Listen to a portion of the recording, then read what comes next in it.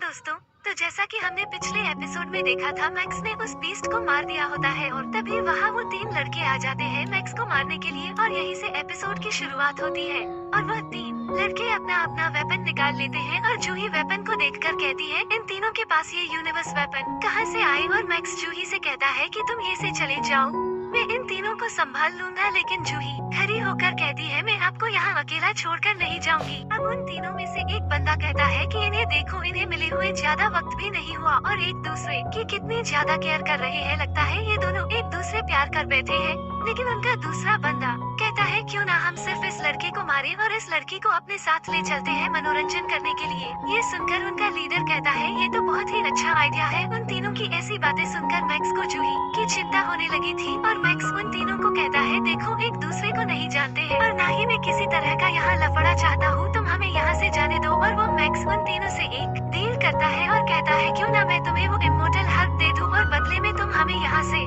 जाने दो। ये सुनकर उनका लीडर कहता है, हम तुम्हारे साथ अब कोई डील नहीं करेंगे, हमें वो इमोर्टल हर्ब भी चाहिए, वह लड़की भी चाहिए और बदले में तुम्हारी जान चाहिए।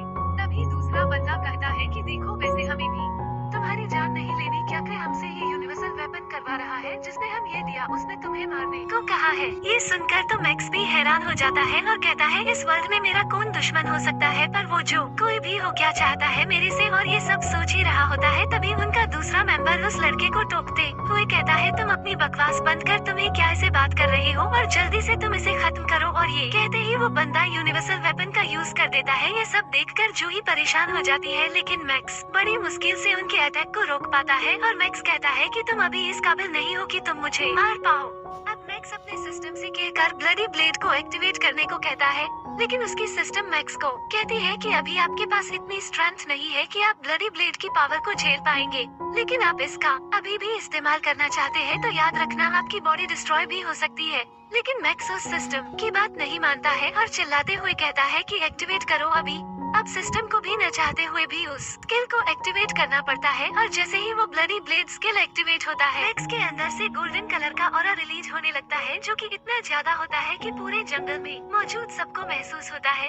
वो लड़का मैक्स के सिर्फ ऑरा से ही दूर जा गिरता है। इसे अंदाजा लगाया जा सकता है कि ये स्किल कितना ज्यादा पावरफुल होने वाला है। और तभी वो तीनों लड़के मैक्स पर अटैक करने आगे बढ़ते हैं, लेकिन मैक्स ने अपनी मैजिकल बेल का यूज करके उन तीनों के अटैक को रोक लेता है। और उन तीनों लड़कों को कुछ पता चल पाता कि अभी अभी क्या हुआ, उतने में मैक्स उनके पीछे आ जाता है और वो ब्लडी ब्लेड स्किल का फर्स्ट मूव यूज करके ही उन तीनों को बहुत इजीली मार देता है। और उसका अटैक इतना ज्यादा पावरफुल होता है कि वहाँ आसपास के पेड़ भी कट जाते हैं। अब जूही भागते हुए मैक्स के पास आती है, लेकिन तभी मैक्स जूही को देखकर बेहोश हो जाता है, क्योंकि अभी ये पावर उसके लिए कंट्रोल करना बहुत मुश्किल था। मैक्स काफी देर से वहाँ बेहोश होता है, जिसे जूही पैनिक करने लगती है क्योंकि उसे अभी होश नहीं आया होता है। लेकिन तभी मैक्स को होश आ जाता है और मैक्स के होश में आने से जूही बहुत ज्यादा खुश हो जाती है और वो मैक्स से कहती है, फाइनली तुम्हें होश आ गया, मैं तो परेशान ही हो गई थी।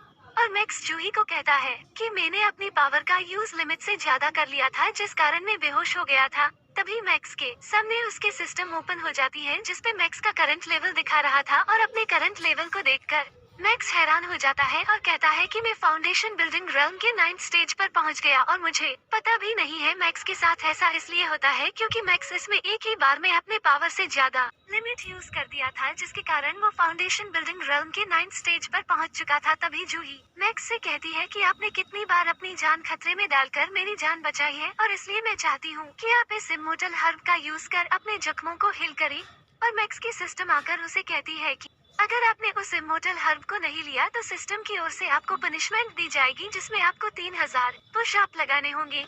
अब मैक्स जूही को देखता है जो इमोर्टल हर्ब को लेकर बहुत खुश होती है। अब मैक्स खुद से ही कहता है, मैं उसका दिल नहीं दुखा सकता, उसने इसके लिए 1 साल तक वेट किया है और कहता है मैं ये पनिशमेंट एक्सेप्ट कर लूंगा। और वह जूही से कहता है कि मेरी फिजिकल बॉडी बहुत स्ट्रांग है, इसलिए मेरे को इमोर्टल हर्ब की जरूरत नहीं है, इसे तुम अपने पास ही रखो। अब ये सुनकर तो मानो जूही के दिल में मैक्स के लिए अलग हो जगह बन गई थी और वो मैक्स से कहती है, मैं आपका यह एहसान कभी नहीं भूलूंगी और फ्यूचर में मैं आपकी जरूर मदद करूंगी। लेकिन मैक्स कहता है, हम दोनों दोस्त हैं, इसलिए तुम इसके बारे में अभी ज्यादा मत सोचो। अब मैक्स के सामने सिस्टम ओपन हो जाता है और वो सिस्टम कहती है, आप मिशन में फेल हो गए हो, आपको 3000 पुश अप लगाने होंगे, वो भी जल्द से जल्द। अब मैक्स सोचता है वो अभी 3000 पुश अप कैसे लगाएगा। मैक्स को सोचकर ही डर लग रहा था, लेकिन वो सिस्टम मैक्स को कहती है कि आपने दूसरों की मदद की है जिससे मैं आपसे बहुत खुश हूँ, इसलिए मैं डिसाइड करती हूँ कि मैं आपको पनिशमेंट न देकर मैं आपको रिवॉर्ड के तौर पर ही पिल दूंगी। और यह सुनकर मैक्स सिस्टम पर गुस्से से बोलता है, ये बात तुम मुझे पहले नहीं बोल सकती थी। वो अब शायद तुम भी मजे लेना सीख गई हो, क्या मैंने ठीक कहा ना? तभी जूही मैक्स से कहती है, आपने इम्पीरिया सिटी से पंगा ले लिया है क्योंकि वो तीनों वहीं से बिलोंग करते थे। वो आपको इतनी आसानी से तो नहीं छोड़ेंगे। अब ये सुनकर मैक्स कुछ देर सोचता है और कहता है, जब से मैं यहाँ आया हूँ कोई ना कोई मुझे मारने को सोच ही रहा है, और हो ना हो ये तीनों भी मुझे किसी के कहने पर मारने आए होंगे। कौन है जो मुझे मारने की कोशिश कर रहा है? भले ही मैक्स को उसके बारे में नहीं पता कि उसे कौन मारना चाहता है, लेकिन हमें पता है एल्डर मुतियान उसको मारने के पीछे पड़ी है।